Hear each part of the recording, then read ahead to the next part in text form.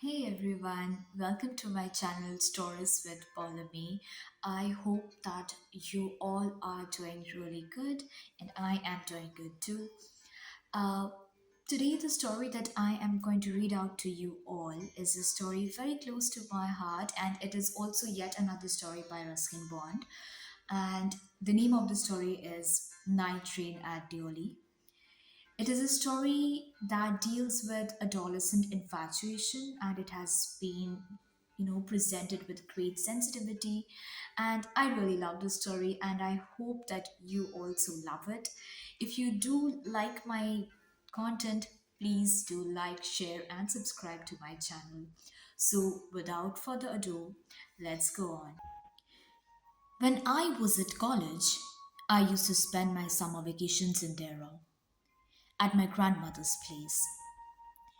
I would leave the plains early in May and return in July. Deoli was a small station, about 30 miles from Dera. It marked the beginning of the heavy jungles of the Indian Terai. The train would reach Deoli at about 5 in the morning, when the station would be dimly lit with electric bulbs and oil lamps, and the jungle across the railway tracks would just be visible in the faint light of the dawn. They only had only one platform, an office for the station master, and a waiting room. The platform boasted a tea stall, a fruit vendor, and a few stray dogs. Not much else, because the train stopped there only 10 minutes before rushing on into the forest. Why it stopped at Deoli, I don't know. Nothing ever happened there. Nobody got off the train and nobody got in. There were never any coolies on the platform, but the train would halt there a full 10 minutes. And then a bell would sound and the guard would blow his whistle, and presently Deoli would be left behind and forgotten. I used to wonder what happened in Deoli behind the station walls. I always felt sorry for that lonely little platform and for the place that nobody wanted to visit. I decided that one day I would get off the train at Deoli and spend the day there just to please the town. I was 18, visiting my grandmother, and the night train stopped at Deoli. A girl came down the platform selling baskets. It was a cold morning, and the girl had a shawl thrown across her shoulders. Her feet were bare, and her clothes were old. But she was a young girl walking gracefully and with dignity. When she came to my window, she stopped. She saw that I was looking at her intently, but at first she pretended not to notice. She had pale skin, set off by shiny black hair and dark troubled eyes. And then those eyes, searching and eloquent, met mine. She stood by my window for some time, and neither of us said anything. But when she moved on, I found myself leaving my seat and going to the carriage door and stood waiting on the platform, looking the other way. I walked across to the tea stall. A kettle was boiling over on a small fire, but the owner of the stall was busy serving tea somewhere on the train. The girl followed me behind the stall. Do you want to buy a basket? She asked. They are very strong, made of the finest cane. No, I said. I don't want a basket. We stood looking at each other for what seemed a very long time. And she said, "Are you sure you don't want a basket?" "All right, give me one," I said, and I took the one on top and gave her a rupee, hardly daring to touch her fingers. As she was about to speak, the guard blew his whistle. She said something, but it was lost in the clanging of the bell and the hissing of the engine. I had to run back to my compartment. The carriage shuddered and jolted forward. I watched her as the platform slipped away. She was alone on the platform, and she did not move. But she was looking at me and smiling.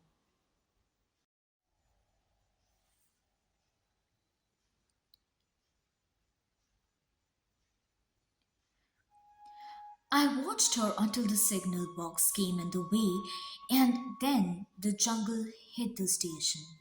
But I could still see her standing there alone. I sat up awake for the rest of the journey. I could not rid my mind of the picture of the girl's face and her dark, smoldering eyes.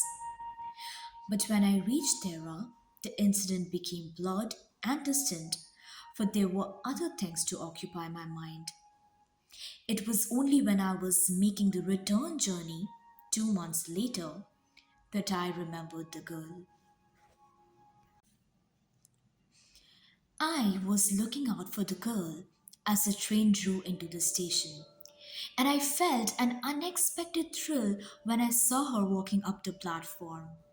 I sprang off the footboard and waved to her. When she saw me, she smiled. She was pleased that I remembered her. I was pleased that she remembered me. We were both pleased, and it was almost like a meeting of old friends. She did not go down the length of the train selling basket, but came straight to the tea stall. Her dark eyes were suddenly filled with light. We said nothing for some time, but we couldn't have been more eloquent. I felt the impulse to put her on the train there and then and take her away with me. I could not bear the thought of having to watch her recede into the distance of Deoli station. I took the baskets from her hand and put them down on the ground. She put out her hand for one of them, but I caught her hand and held it. "I have to go to Delhi," I said. She nodded. "I do not have to go anywhere." The guard blew his whistle for the train to leave, and how I hated the guard for doing that. "I will come again," I said. "Will you be here?" She nodded again, and as she nodded, the bell clanged and the train slid forward. I had to wrench my hand away from the girl and run for the moving train. This time, I did not forget her. She was with me for the remainder of the journey and for long after. All that year, she was a bright, living thing. When the college term finished, I packed in haste and left for Dera earlier than usual. My grandmother would be pleased at my eagerness to see her. I was nervous and anxious as the train drew into Deoli because I was wondering what I should say to the girl and what I should do. I was determined that I wouldn't stand helplessly before her, hardly able to speak or do anything about my feelings. The train came to Deoli, and I looked up and down the platform, but I could not see the girl anywhere. I opened the door and stepped off the footboard. I was deeply disappointed and overcome by a sense of foreboding. I felt I had to do something, and so I ran up to the station master and said, "Do you know the girl who used to sell baskets here?" "No, I don't," said the station master. And you'd better get on the train if you don't want to be left behind. But I paced up and down the platform and stared over the railings at the station yard. All I saw was a mango tree and a dusty road leading into the jungle. Where did the road go? The train was moving out of the station, and I had to run up to the platform and jump for the door of my compartment. Then, as the train gathered speed and rushed through the forest, I sat, brooding, in front of the window.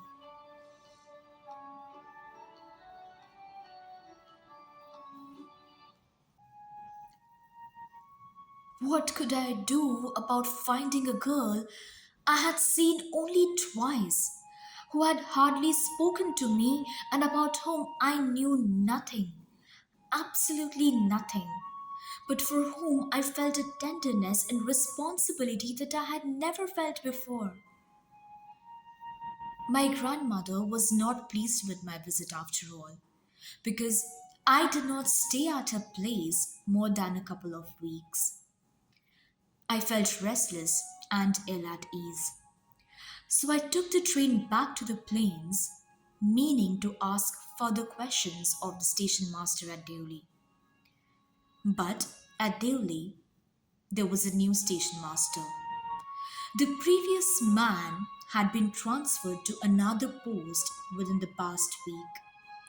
The new man didn't know anything about the girl who sold basket. I found the owner of the tea stall, a small shriveled up man wearing greasy clothes, and asked him if he knew anything about the girl with the baskets. Yes, there was such a girl here, I remember quite well, he said. But she has stopped coming now. Why? I asked. What happened to her? How should I know? Said the man. She was nothing to me. And once again, I had to run for the train. As the Oli platform receded, I decided that one day I would have to break journey there, spend a day in the town, make inquiries, and find the girl who had stolen my heart, with nothing but a look from her dark, impatient eyes. With this thought, I consoled myself throughout my last term in college. I went to Dera again in the summer, and when, in the early hours of the morning, the night train drew into Deoli station, I looked up and down the platform for signs of the girl, knowing I wouldn't find her, but hoping just the same. Somehow, I couldn't bring myself to break journey at Deoli and spend a day there. If it was all fiction or a film, I reflected, I would have got and cleaned up the mystery and reached a suitable ending for the whole thing. I think I was afraid to do this. I was afraid of discovering what really happened to the girl. Perhaps she was no longer in Deoli. Perhaps she was married. Perhaps she had fallen ill. In the last few years, I have passed through Deoli many times, and I always look out of the carriage window, half expecting to see the same unchanged face smiling up at me. I wonder what happens in Deoli behind the station walls, but I will never break my journey there. It may spoil my game. I prefer to keep hoping and dreaming and looking out of the window up and down that lonely platform, waiting for the girl with the baskets.